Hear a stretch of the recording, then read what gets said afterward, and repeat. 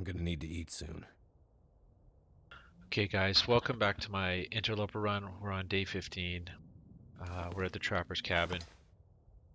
And I think I'm kind of getting to the end of what I would consider an interesting playthrough. We've got, it's hard to say here in the dark, but we've got all kinds of stuff curing. We've got birch saplings, we've got a maple sapling. We've got deer hides, 2 of them. We've got a bunch of rabbit hides and guts. So as you can see, I have a lot of crafting ahead of me. Um, Once you get your gear crafted and you get your bow and arrow, you know, you're kind of done. Like there's no limit to what you can do. You can just work your way through the whole map and explore. Um, so I don't know if that's particularly interesting to watch. It's sort of open-ended. My last playthrough I had, or my last long run I had 300 days, right? So I was doing the cartography activity, trying to map everything in the game. And I didn't actually complete it yet, but I kind of got bored before I finished it. But I had huge caches of everything all stashed everywhere, so there's no real limit on my survival length. Certain things start to run out after a while, like you start to run out of cloth, you start to run out of, although there's tons, but you start to run out of, your whetstones go, so you end up having to do runs for new weapons and new knives and hatchets and so on. But yeah, it's kind of, there's no point in showing you guys all that. Or it's just too laborious. I think the most interesting part of an interloper run is kind of getting to where I got now, which is the point where you have all your crafted, more or less have all your kit crafted or imminently about to be crafted. Um, I'd love to get a bear skin outfit. Obviously need that, but that takes a long time. I'm gonna harvest the bears. It takes weeks for this stuff to cure. So I don't know. I think this could be the last episode, at least for the time being. I may move on and do another run after this, but may come back to this one if there's a desire. But I think yeah. So just give you a heads up of what I would plan to do today on day 15. Let's take a quick peek outside. Weather's not bad. It's cold. It's cold. What do you know? Um, what I would do today, I would probably load up on. I'm considering loading up on all those skins that I have and moving my shop over to the camp office. And the reason for that is that the camp office is more central. It's going to be more or less a permanent home base. I like setting up shop in Coastal Highway as well, but um, I like setting up shop in a lot of the maps. I mean, you can set up shop in Timberwolf. I better go back inside. It's getting cold. But I like setting up in Timberwolf because you can live there for a long period of time. When I do a long interloper run, I'll basically just nomadically move from map to map and take the core elements of my stash and then set up there and just live for, 50, 60 days on a map, mapping it and just exploring it and chilling out. Anyhow, that is all to say. I don't usually hang out here in Trapper's Cabin because it's kind of off in the corner. So what I'll probably want to do is ship all this over to camp office. I'd like doing that when it's cured. So if I was to take my time with this playthrough, I'd let all this cure so it doesn't stink anymore, and then do a big run over to camp office. And probably what I would do today is head over to Muskeg again and try to get a few more birches. So maybe that's what we'll do. Just keeping consistent with what I would plan to do. Now, the only risk I fear is getting cabin fever. Again, I'm trying to collect a lot of sticks so that I can sleep outside if I have to in a cave. There's caves in Muskeg, so I could easily spend a night in Muskeg. That would maybe be a good thing to do just to reset the cabin fever meter. So when you're going to do a big crafting run, it's always nice to have the cabin fever meter at 0. So let's go sleep in a cave for a night and then come back and do your crafting. So yeah, this stuff's going to be a while. Like some of this stuff I think is like a week. Deer hide, right? So I can't, and the birch, I mean, that could be a week. So I'm not looking at having a bow and arrow or anything for a good week, and we're not going to do episodes that long on this playthrough.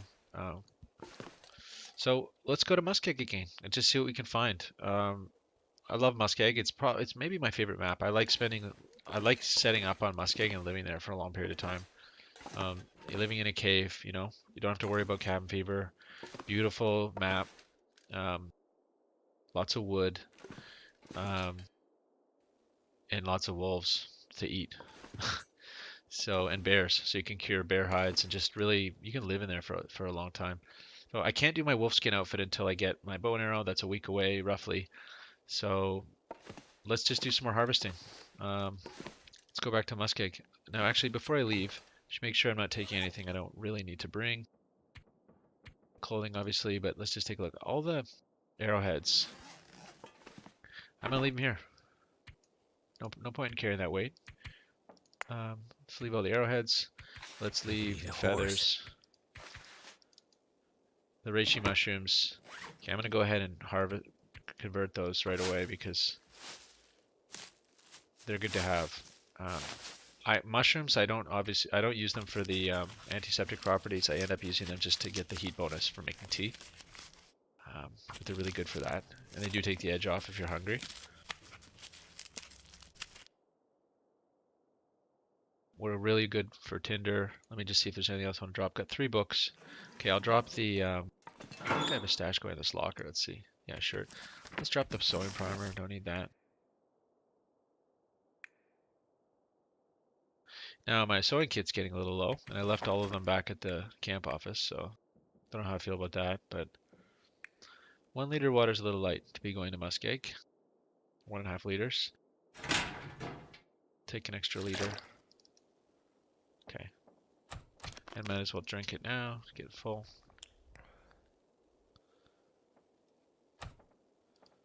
Two liters left. 2 liters of the light as well. Heck, let's just bring the 3rd liter.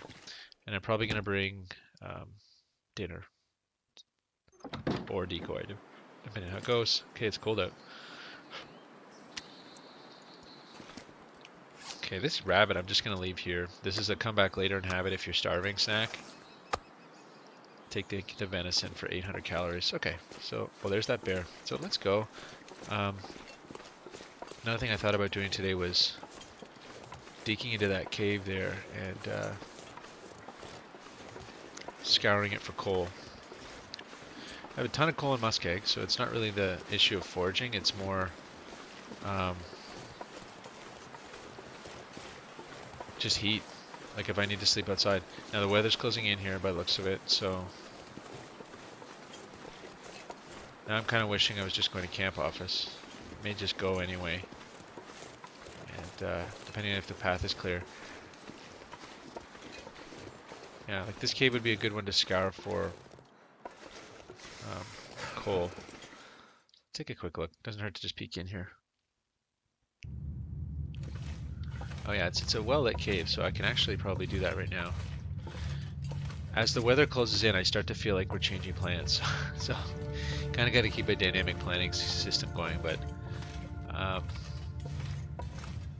yeah, it might be better to go to camp office and just get my whetstone, get a new sewing kit, kind of just get squared away a little bit, and then come back and get all those furs later. I'm just doing a little bit of a coal run in here.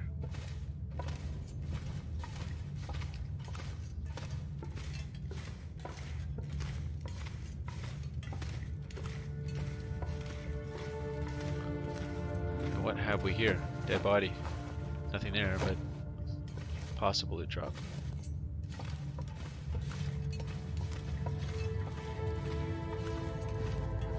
Right side is that we're slowly warming up in this cave, so now this is the cave that takes us to Mountain Town.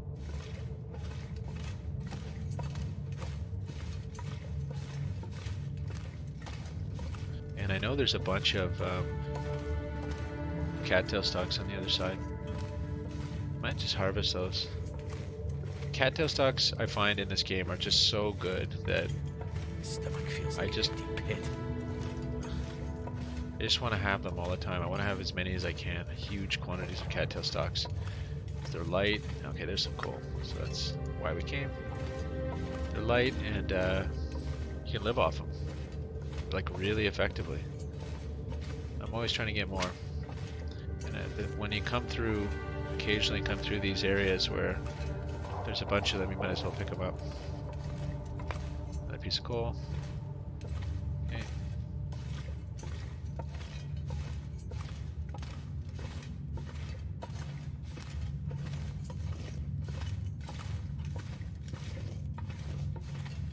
Yeah, so this takes us to Mountain Town. Let's pop out.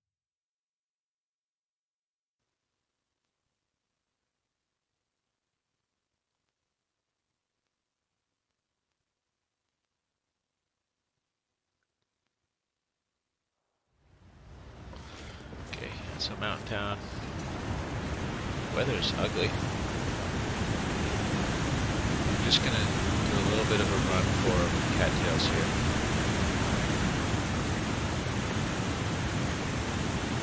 Yeah, it's cold.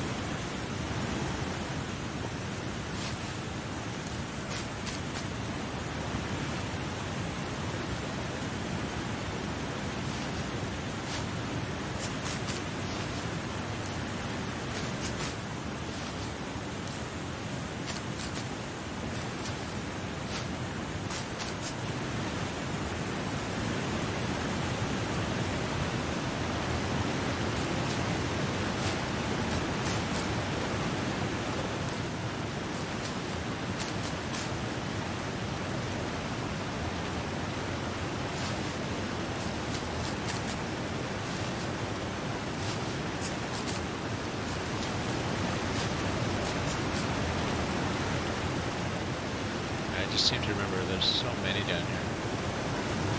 And that's pretty much where I'm going to end that, so let's go back. That was a good run, maybe 10 cattails. It's like, you know, 2 days worth of food.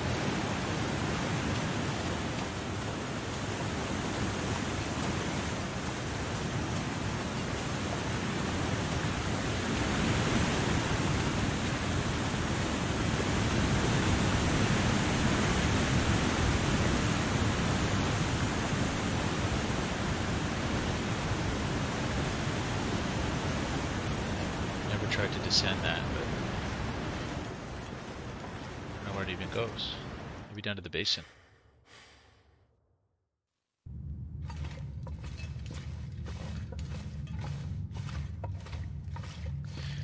Yeah, actually, that just interesting thought just came to mind. If that does go down to the Milton Basin, I wonder if you could scale down that wall and then go out the backside of Milton and pop out in Muskeg near the tower, near the plateau there. That would be cool. That would be an interesting way to get to Muskeg.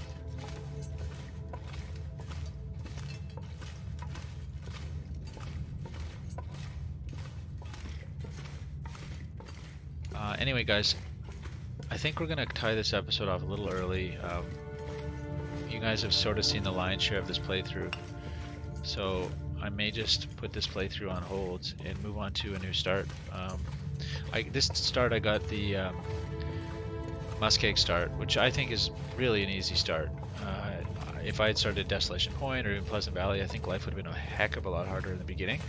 So I'm more inclined to sort of like start a new playthrough than to finish this one. This one, you know, we're almost at the stage where we have total control. Once you've done your forge, I pretty much think most of the Savage challenge is over with. So perhaps we'll just do that. Maybe we'll just call this episode early. You guys can see what path I'm on. I told you roughly what I would go ahead and do after this. You can just imagine that unless I screw up and run into a wolf, I would succeed and be heavily armed and working my way through the wasteland, clearing houses and just enjoying myself in this peaceful wintertime nomadic experience. So, yeah, I'm just gonna get us to the front here and then tie it off. But it's been fun, guys, and thanks for watching, and I will catch up with you guys later. I'm gonna save this actually just by passing time. Okay, game saved, and we're gonna quit out. So thanks, guys, and I'll catch you next time.